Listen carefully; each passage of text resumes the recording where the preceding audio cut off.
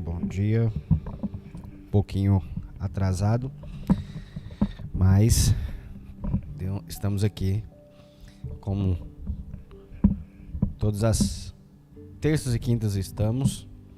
Já compartilha, já ative o sininho para notificações e para que nessa quinta-feira o Senhor possa abençoar, não somente hoje, mas todos os dias, que Ele possa fazer grandeza na vida de cada um. Quero orar. Para quem não me conhece, sou o pastor André, da Segunda Igreja Cristã Evangélica de Catalão. Vamos estar orando para mais um dia compartilhar a palavra do Senhor nesta manhã. Te louvamos, Deus, porque o Senhor é digno de toda honra e de todo louvor. Nesse momento nós colocamos as nossas vidas em Tua presença, colocamos aqueles que vão ver esse vídeo, essa transmissão, que vão ouvir, que a Tua palavra possa preencher, possa impactar, possa transformar, em nome de Jesus. Amém. Você que não nos conhece, seja bem-vindo. Você que é novo por aqui, seja bem-vindo. Que Deus possa falar aos nossos corações. Essa semana foi semana de feriado, semana de Dia das Crianças, e eu quero ainda continuar um pouco sobre essa questão quando Jesus fala aos discípulos de sermos como crianças. Terça-feira nós falamos, hoje eu quero continuar. Terça-feira nós falamos sobre regozijar no reino de Deus, né, nos alegrar. Agora eu quero falar sobre a grandeza no reino de Deus. E o Evangelho de Mateus traz para nós algumas nuances, né, algumas questões sobre isso. Né, e eu convido a você a abrir a sua Bíblia, a sua palavra de Deus, seu aplicativo, a maneira mais perto que você possa falar, encontrar da palavra de Deus. Convido a abrir em Mateus 11, verso 25.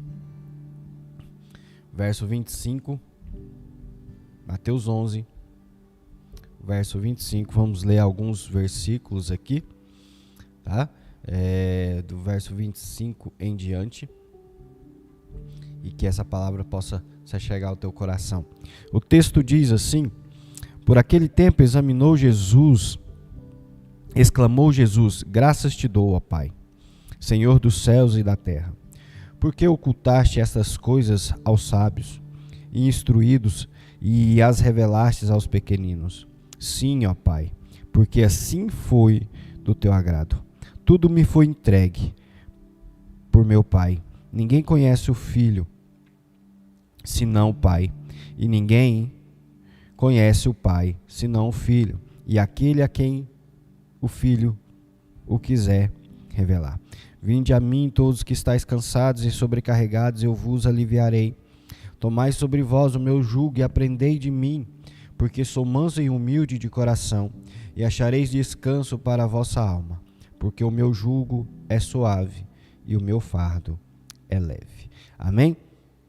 Queridos, esse texto é um trecho do Evangelho de Mateus, quando Jesus começa respondendo algumas perguntas, né? Se a gente olhar os contextos anteriores, Jesus responde algumas perguntas ali que perturbam e tal, né? E a pergunta que surge é quem é mais importante no reino dos céus, né? Isso, se a gente for ver lá em Mateus, se não me engano, capítulo 18, que vemos semana passada, né? E agora essa pergunta que perturbadora assim aos nossos olhos, porque Jesus está chegando aqui o momento do fim da sua vida, né? E ele sabe muito bem. Talvez muitos pensam que é conversa fiada, mas não é o momento, né, para isso.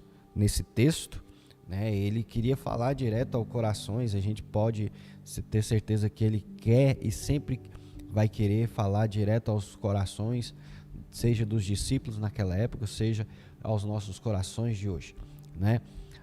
Mas o que a pergunta que surge é o que você acha que Jesus mais estaria falando neste momento, né, acerca desse texto, acerca da palavra de Deus, né? No capítulo anterior do Evangelho de Mateus, se a gente olhar, por duas vezes Jesus está falando sobre a morte, né? Não somente da morte, mas também da sua ressurreição a todos os seguidores, a todos os discípulos ali.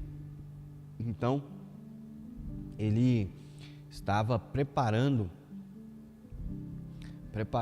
o caminho, preparando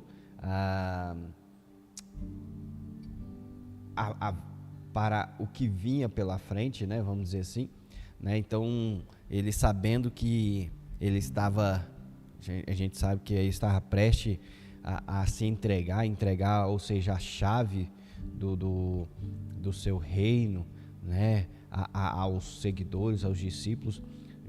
A gente sabe que Jesus dedicava tempo para falar sobre sofrimento, sobre o que passava, todas as coisas preocupantes, né? Mas o interessante é que os discípulos, os seguidores, todos ali que acompanhavam, né, eles passavam a maior parte do tempo sonhando com a glória eterna, sonhando com o que viria, né?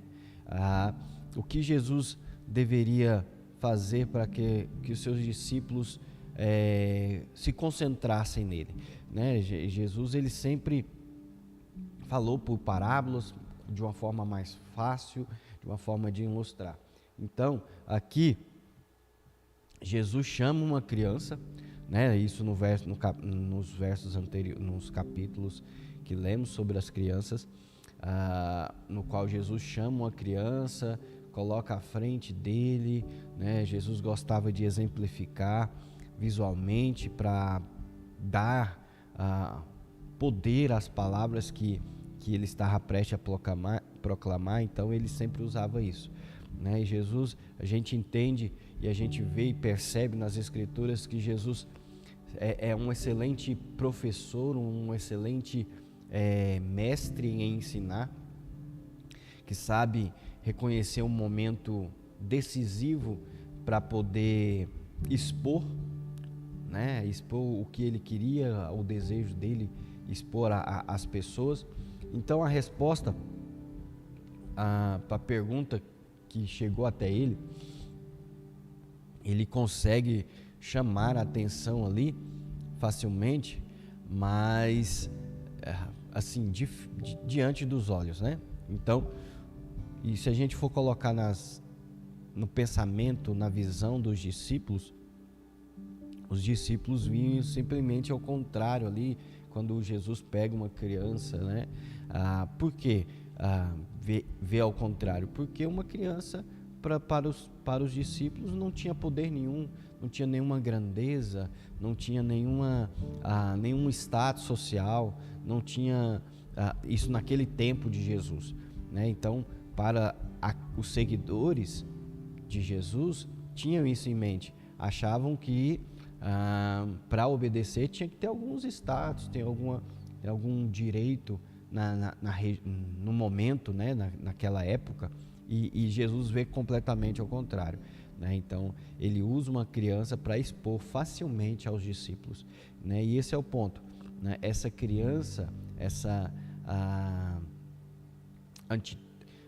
antítese de tudo que os discípulos descreviam como grandioso, ele pega uma criança, e Jesus quer que aprendamos com isso, quer que aprendamos que o seu reino irá sempre surpreender as nossas expectativas, né? Se a gente colocar aqui um parâmetro de hoje, como que uma pessoa se torna importante no mundo, se a gente vai olhar, as pessoas veem o poder, né? Vê os status hoje. Muitos de nós talvez passamos a vida toda tentando construir um currículo cheio de realizações, esperando que aquilo que nós fazemos vai definir quem nós somos. Talvez outras pessoas,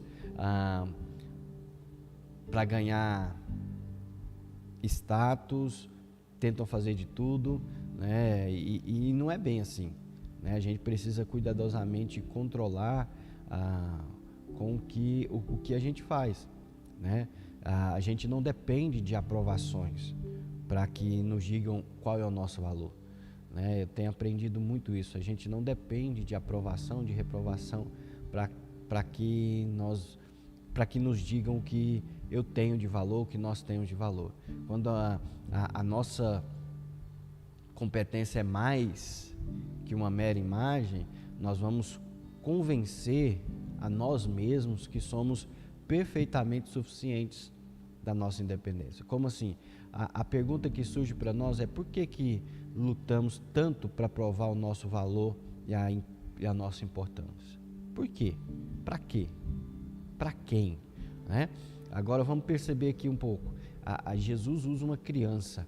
Jesus usa a forma de uma criança, né? Então, perceba que a criança, ela não possui uma estratégia, ela não possui um status, né? Uma grandeza que o mundo pede de nós, requer de nós. Para que eu possa ser alguém, eu tenho que ser alguém grande. Não, Jesus usa uma criança que não possui nenhuma estratégia, que não possui nenhuma grandeza, que não pode levar nenhuma pessoa a reconhecer a sua importância, né? Então isso é o que é importante. A gente precisa colocar em mente que Jesus usa uma criança para mostrar o que é importante para os olhos de Deus, ser como criança. Por isso o que ele fala nesse texto, né?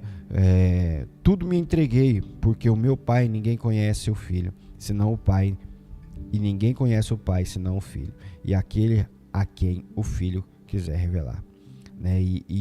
E nós precisamos entender isso. Nós precisamos entender. Se a gente for olhar em outros textos, um texto que diz lá em Filipenses 2, verso 3 e 4, vai dizer assim: nada façais por partidarismo ou vanglória, mas por humildade, considerando cada um aos outros superiores a si mesmo. Não tenha cada um em vista o que é propriamente seu, senão também cada qual o que os é de outro. Não façais partidarismos ou vanglória, mas por humildade. E a criança tem essa humildade, a criança tem esse coração humilde, né? E eu deixo com cada um de nós uma reflexão: o que você está tentando esconder quando controla como as pessoas veem você? Será que você tem escondido algo, né? Agora, e outra pergunta que surge para cada um de nós é: como uma criança desafia suas estratégias para se sentir importante? São perguntas oportunas para nós nos nossos dias, né? O que você tem buscado? A grandeza diante das pessoas, o status, ou uma humildade como uma criança, uma simplicidade como uma criança? Porque é esses que vão herdar o reino dos céus, né? E eu oro para que Deus dê humildade, dê humildade ao coração de cada um, como de uma criança, para que nós possamos nos libertar, né?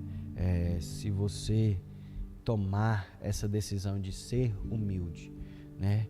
Ser humilde para que você possa ser importante no reino de Deus. É isso que eu peço, é isso que eu deixo a cada um de vocês, a cada um daqueles que vão assistir, que seja humilde, né? Não vai por partidarismo, não vai para se vangloriar. Seja humilde, mostre o que é Cristo em você, na sua vida. Que Deus abençoe, que na próxima terça-feira nós possamos falar, que a palavra de Deus possa falar aos nossos corações, e que a cada dia o Senhor prevaleça na sua vida, na sua família, no seu trabalho, aonde você estiver. A humildade do Senhor esteja com você, em nome de Jesus. Que Deus abençoe a sua vida, esse restante de semana, esse início de final de semana, que as bênçãos, as consolações do Senhor estejam sobre a sua vida. E não se esqueça de compartilhar, de ativar as notificações, de mandar esse vídeo para muitas pessoas que precisam vivenciar essa grandeza no reino de Deus. Que Deus abençoe a sua vida, em nome de Jesus.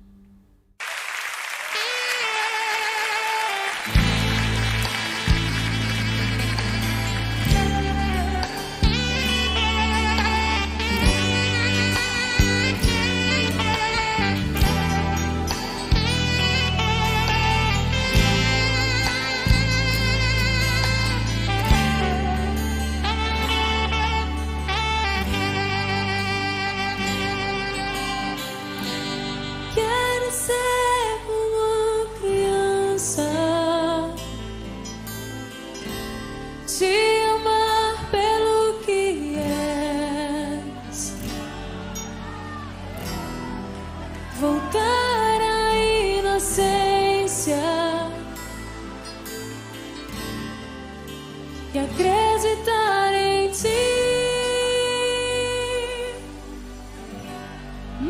coisas